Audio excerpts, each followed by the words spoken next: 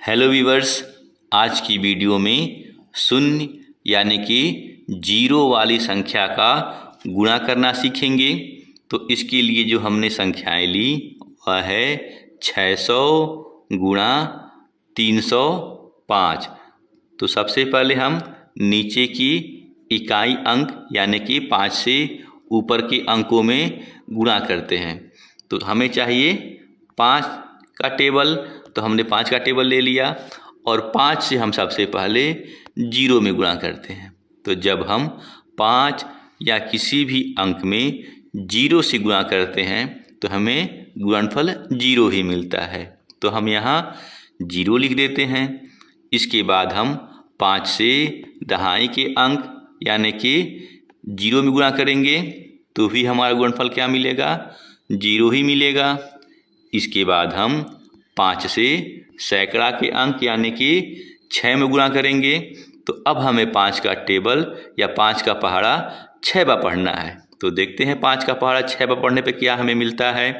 तो 5 एकम 5, 5 दूनी 10, 5 तिहाई 15, 5 चौके 20, 5 पचे 25, 5 छके 30। तो 5 का पहाड़ा 6 बार पढ़ने पे हमें क्या मिलता है? 30। और आगे चूंकि गुणा करने के लिए कोई अंक नहीं है तो हम क्या करते हैं, इस 30 को पूरा का पूरा वैसे ही उतार देते हैं। तो हमने यहाँ 30 को उतार दिया। अब हम गुणा करेंगे दहाई के अंक से। तो दहाई के अंक से गुणा करना है तो हम क्या करेंगे, इकाई के स्थान पे जीरो लगाकर इसको भर देते हैं। उसका मतलब ये होता है कि इकाई के स्थान पे हमें अब कुछ लिखना नहीं है। इसके बाद अब हम दहाई के अंक यानी कि जीरो से ऊपर की संख्याओं में गुणा करेंगे। तो जब हम जीरो में जीरो से गुणा करते हैं तो हमें क्या मिलता है? जीरो। तो हम यहाँ जीरो लिख देंगे। इसके बाद फिर हम जीरो से अब जब दहाई के जीरो से गुणा करेंगे तो हमें क्या मिलेगा? जीरो। तो हम यहाँ जीरो लिख देंगे।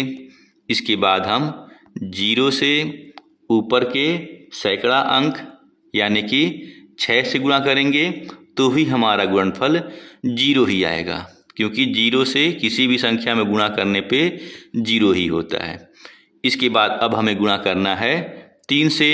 तो हमें चाहिए 3 का टेबल और चूंकि 3 हमारा सैकड़ा का अंक है तो हम यहाँ इकाई और दहाई दोनों ही संख्याओं को जीरो से भर देते हैं। जीरो से भरने का मतलब होता है कि अब हमें यहाँ कुछ नहीं लिखना है और 3 चूंकि सैकड़ा का अंक है तो जो भी गुणनफल हम लिखेंगे अब वो सैकड़ा से हम शुरू करेंगे।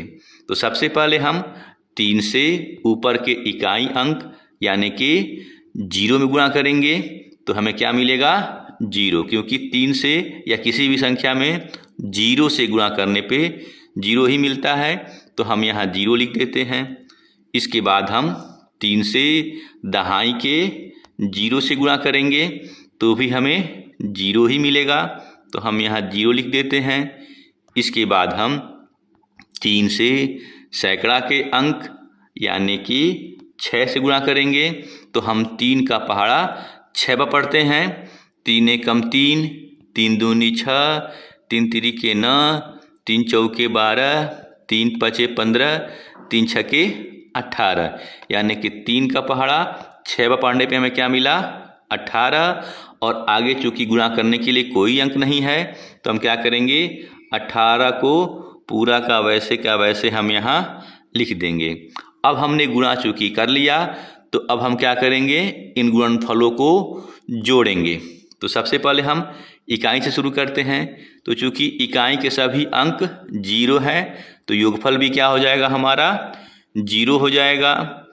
उसी तरह दहाई के अंकों का मान भी जीरो है तो जोड़ने पे भी क्या हो जाएगा? जीरो हो जाएगा। इसके बाद ये जो सैकड़ा के अंक हैं ये भी जीरो हैं तो यहाँ भी हमारा योग क्या हो जाएगा? जीरो ही हो जाएगा। अब यहाँ हम देखें तो 3 और नीचे जीरो है यानी कि 3 में जोड़ने के लिए केवल जीरो ही हैं तो जोड़ क्या हो जाएगा हमारा? 3 ही उतर जाएगा। इसके बाद यहाँ हमारा 8 है लेकिन ऊपर कोई अंक नहीं है तो हम क्या करेंगे, 8 को उतार देते हैं। इसके बाद ये हमारा 1 है और ऊपर भी यहाँ कोई भी अंक नहीं है, तो यहाँ भी हम क्या करेंगे, 1 को उतार देंगे। तो इस प्रकार ये जो हमारा गुणनफल था जिसमें हमें 600 में 305 से गुणा करना था, इसका उत्तर हमारा क्या आया, 1,83,000। तो इस प्रकार हम जीरो वाली संख्या का गुणा करते हैं। आइए एक और प्रश्न देखते हैं जो कि हमारे किसी व्यूअर ने हमसे पूछा था, तो इसको भी हम हल करना सीखेंगे। तो यहाँ हमें सबसे पहले 304 में गुणा करना है 609 से। तो चूँकि हमें 9 से गुणा करना है तो हमें चाहिए 9 का टेबल या 9 का पहाड़ा, और हम सबसे पहले 9 से 4 में गुणा करेंगे, यानी कि 9 का टेबल हम 4 बार पढ़ते हैं। तो 9 एकम 9, 9 दूनी 18, 9 त्रिक 27, 9 चौके 36। तो 9 का पहाड़ा 4 बार पढ़ने पर हमें क्या मिला, 36, और 36 का इकाई अंक क्या है, 6।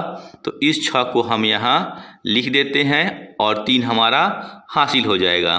तो हमने यहाँ 36 का 6 लिख दिया और 3 हमारा हासिल हो गया।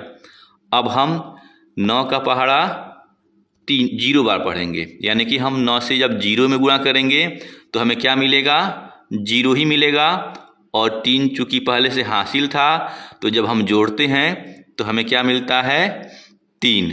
तो अब हम यहाँ क्या लिख देंगे, 3 लिख देंगे।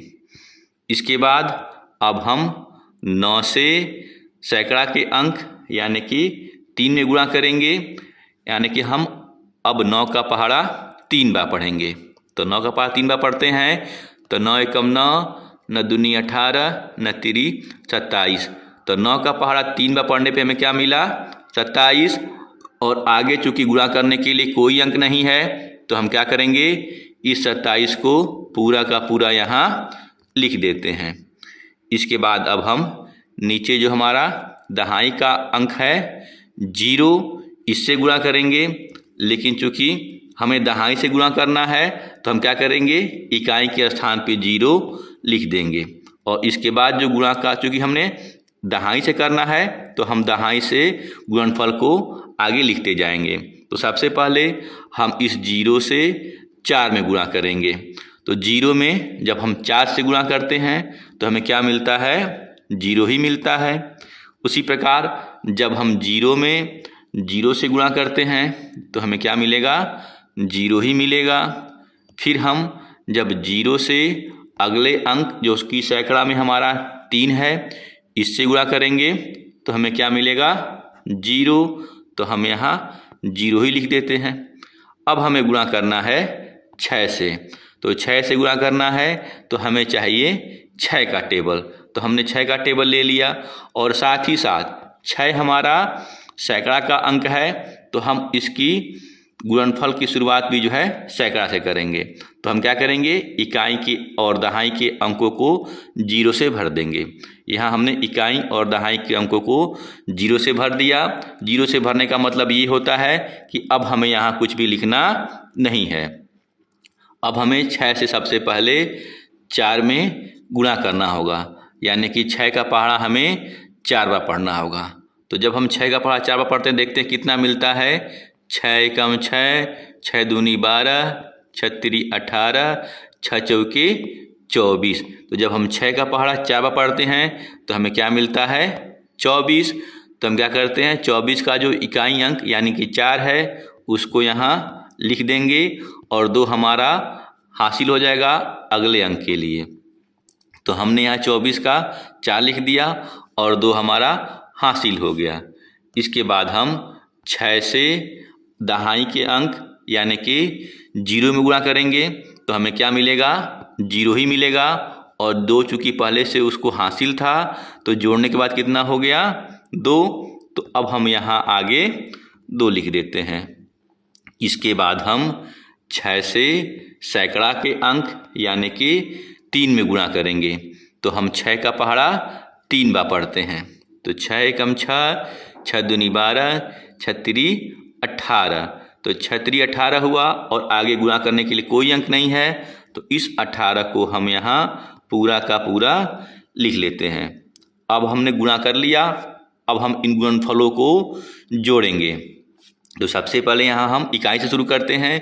तो 6 के नीचे जोड़ने के लिए 0 है, तो हम क्या करेंगे, 6 में जब 0 जोड़ेंगे तो हमारा 6 ही आएगा, तो हम यहाँ 6 लिख देते हैं। इसके बाद यहाँ 3 के नीचे भी 0 है, तो जोड़ने पे हमारा 3 ही आएगा, तो हम यहाँ 3 लिख देंगे। इसके बाद यहाँ हमारा 7 है और नीचे 4 है। जब 7 और 4 को जोड़ते हैं तो हमें 11 मिलता है, तो 11 का जो इकाई का 1 है उसको हम यहाँ लिखेंगे और 1 हमारा हासिल रहेगा। तो हमने 11 का 1 लिख दिया यहाँ पे और 1 हमारा हासिल है। इसके बाद हम 2 और 2 को जोड़ेंगे, तो 2 और 2 हमारा 4 होता है और 1 चूँकि पहले से हासिल है तो जोड़ने पे कितना हो गया, 5, तो हम यहाँ क्या लिख देंगे, 5। इसके बाद यहाँ हमारा 8 है, लेकिन ऊपर जोड़ने के लिए कोई अंक नहीं है, तो 8 वैसे का वैसे यहाँ उतर जाएगा। और इसके बाद ये हमारा 1 है, तो 1 के ऊपर भी जोड़ने के लिए कोई अंक नहीं है, तो 1 को भी वैसे का वैसे हम यहाँ उतार देंगे।